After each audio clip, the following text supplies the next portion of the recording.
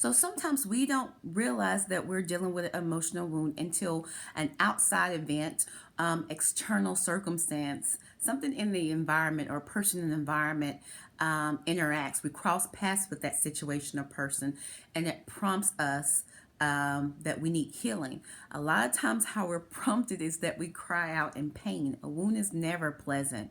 And so there are times when we think that we're dealing, we're thriving, we're being successful in coping, and really we're just masking the fact that we're wounded. But there are always signs that tell you that you may need to slow down and begin a healing journey.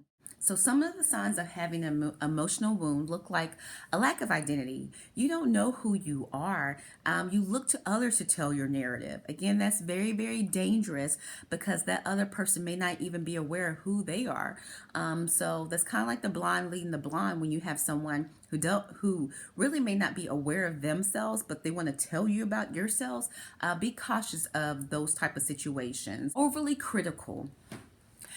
It's one thing to have an opinion about a certain thing or a person or a situation. Opinions, especially constructive feedback, is always welcome. However, I want to focus on overly. You're more prone to have an opinion that's negative all the time. You critique everyone. Interesting thing is people who are overly critical tend to be the most sensitive about themselves. They're very, very forward and transparent in critiquing something that's wrong outside of them, meaning they're good at pointing out flaws in other people. However, they become very sensitive when their own flaws get picked up. Another sign of having an emotional wound is to be easily offended or triggered, easily triggered. Here's the thing: everyone walking this earth is going to deal with an offense. There's going to be something that someone says or does that's going to, hurt you, offend you, or maybe insult you. That's not the issue. It's if you're easily triggered or easily offended. It doesn't matter what somebody says or does, you're just going to take offense to that. Other people feel like they're walking on eggshells around you. That may mean you need to check in and reflect on if you're harboring an offense or a wound. There also may be an overreaction when triggered, meaning your response is maybe very intense in comparison to how another person would respond to the situation or person. Another sign is to hold a grudge.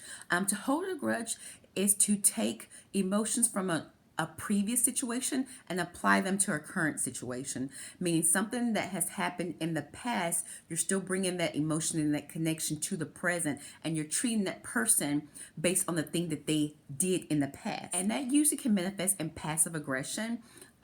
If you want to, you can go back to my We Need to Talk series, which talks about different styles of communication. And I do talk extensively about passive aggression and how that looks like. One thing we'll talk about more in depth is this thing called discernment. When it comes to healing, discernment is critical and it's very necessary because discernment protects you.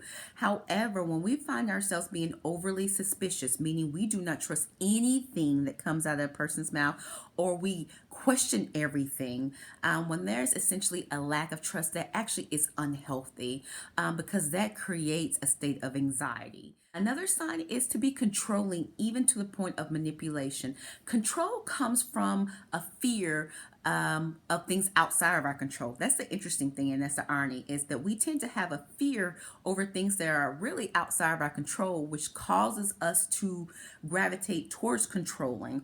Tend to try to control situations. We tend to try to control people, and those are things we actually have no ability to control. So it's just a constant loop of anxiety.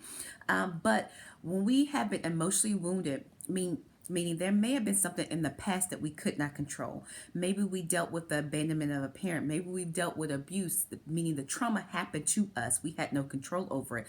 That brings a state of alarm and a state of anxiety to the point that because we want to survive, we feel that we have to control things from then on. Additional signs of emotional wound is having unreasonable expectations of events, circumstances, of people. Maybe your bar is set too high. And so when a person messes up, you're very, very prone to criticize and shame them. Sometimes what we have, or sometimes what we may find ourselves doing, is setting a standard that's so high that that person is going to mess up, and once they mess up, we use that as an excuse to distance ourselves from them. Another sign of emotional wound is prone to overthinking and overanalyzing. We replay everything. We question everything. A person may come to you and say something that is with genuine intent, and we overanalyze it. We overthink it. This also plays into our lack of trust. As a person may have genuine intentions towards you, but because of your lack of trust, you may take everything they say wrong or take it inaccurately. Another sign of having an emotional wound is being reactive versus responsive. To react a lot of times means not you're reacting in a negative space, but also it usually is uncontrollable. The person doesn't think, they just react. It's an instinct. Versus responsive is usually a timely and well thought out response or interaction to a situation or a person. You may find that there may be physical ailments like gastrointestinal issues, headaches, fatigue, low energy, and areas of physical pain. So here's the thing about a wound, and let's use a physical wound for right now to tie in the emotional wound. If I have a physical wound on my arm, you will see that there's infection in there, and it's evidenced by there's pulse, there's some inflammation. And initially, what you will see is that our skin, as a natural response, will want to try and harden over the wound. That's why sometimes the doctors will say, "Don't cover up the wound. Don't cover up the wound. Let it open." But when we find that it covers, either we put a band-aid over prematurely, or our skin naturally hardens. A callus is nothing but hardened skin designed to protect the soft spot, to protect the vulnerable spot. When we find that we have toughened skin, and that infection has not cleared out, what we may find is that we're not allowing the infection to get out but stay in, and as it stays in, it's going to go somewhere. I mean, it's going to spread internally. It's going to spread throughout our body, which may impact our health. You may be surprised to find that a lot of your physical ailments that actually stem from emotional wounds, headaches, physical pains, a lot of somatic issues, like you're having back pain, you're having pain in your stomach, you're having pain in different parts of your body, and you may think, oh, it's because of this disease, or oh, it's because of this, or oh, it's because of physical activity or age. You may be surprised to find that you're actually dealing with an unhealed wound, and you need to get the gunk out. You need to open up that wound back and let it heal, let the infection air out, and then cover it back up again. So don't be surprised. I actually would check into that. There are sometimes when people continually go to the doctor, and the doctor is like scratching his or her head, like, I don't know what the issue. Check into that. You may be dealing with an emotional wound and not a physical ailment. Another sign of having an emotional wound is the fear of abandonment or fear of rejection. We have this fear that people are going to abandon us, or we may have a fear that people are going to reject us because some way we're lacking or we're not worthy. Let's put fear of abandonment and fear and rejection on the hurt scale. So let's call this the wounded or hurt spectrum. For whatever reason the root is, whether it's a fear of abandonment or a fear of rejection, what that tends to manifest within us is either detaching or over engaging. Because we have a fear that we're going to get abandoned, we may find that, you know what, we just completely remove ourselves from the situation and or the person, or we over engage in the person or situation. I like to call this the wall versus door phenomenon. Both has its perks. A wall has a perk. It's a great protection, and the door has its perks because it allows for gradient or degrees of proximity. However, if used wrong or used incorrectly, it may be actually detrimental to our healing process. And so we may find that we become a wall when we detach. When it comes to detachment, let's go over some indicators of detachment, which is an indication that we're dealing with a wounded or offended heart. I'm going to call this the Wall of Jericho. Get it? Wall of Jericho. The thing about the Wall of Jericho was that it looked impossible to penetrate. However, with the right wisdom, that wall was able to come down. I'm very hopeful that you guys would take this information and apply it, and that wall comes down and you allow true healing to form. But we're going to call this detachment the wall of Jericho. And some indicators look like isolation. You may find that you're prone to be driven by selfish factors. Let's pause for the cause on this one. I may get some slack or some feedback on this one, but let's talk about this. This information I'm presenting, you do not have to be spiritual in order to apply this. However, I'm going to toss in some spiritual aspects. One, during my healing journey, God had me to really focus on that a good thing may not necessarily be a godly thing, and that there are certain themes and certain mindsets that are very worldly. They sound good, but they're actually detrimental in the long run. There's this cultural, worldly mindset that in order to self preserve, I just need to focus on me. I'm going to just do me. I'm just going to put myself first. I'm just going to worry about me. This is actually healthy in the beginning of your trauma because you do need to take time out. But self preservation is, and when I say self preservation, again, think of that callus. A callus is a toughened part of the skin which protects a vulnerable spot, right? It's toughened to protect something that's very, very tender until it can become healed.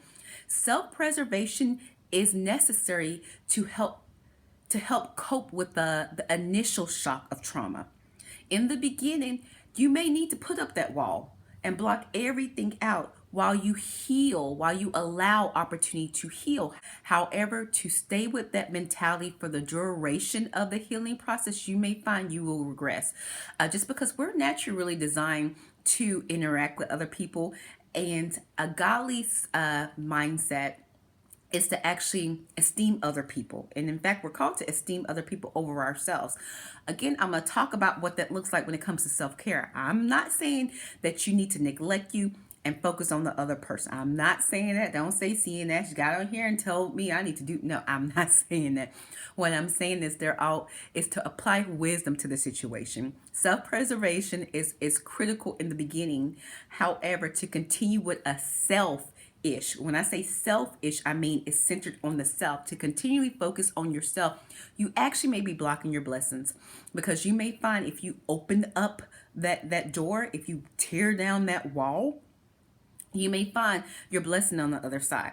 So God had me to slow down and he had to show me that's actually not from me and that may be detrimental to your healing process later down the road. So I am going to challenge you. If you have this, you know what? I'm just going to do me. I'm just going to worry about me. Forget everybody else. It's all about me. You may be blocking blessings because God tends to put blessings in other situations and in other people. It really is a community thing. But yes, that is an indicator. Again, I may get some slack on this, but I'm just going to be real. The wall of Jericho blocks potential good things by viewing all events as obstacles and threats. The benefits of a wall, it protects you from the bad. That's what a wall did. That's what the wall of Jericho did. Is anytime back in the ancient days, they put a wall up, the fortress, because it protected the city, right? The thing is, when you have a wall with no door, though, yes, you're blocking out the bad things. Yes, that callus is there to block out the bad things. But if it continues to harden and there's already infected area in that wound, guess what? Where can the antibiotics come in? Where can the healing come in? So when you block out everything, you're also blocking out potentially good things for you. You could be blocking your blessings. This definitely plays into when there's a lack of trust, when when you're kind of skeptical, and you're viewing everything as against you. When we are dealing with an offense, when we're dealing with a wounded heart, because we have been offended, and that is very much true. Unfortunately, the downside of that is that we view everything else as the potential to hurt us again instead of using discernment.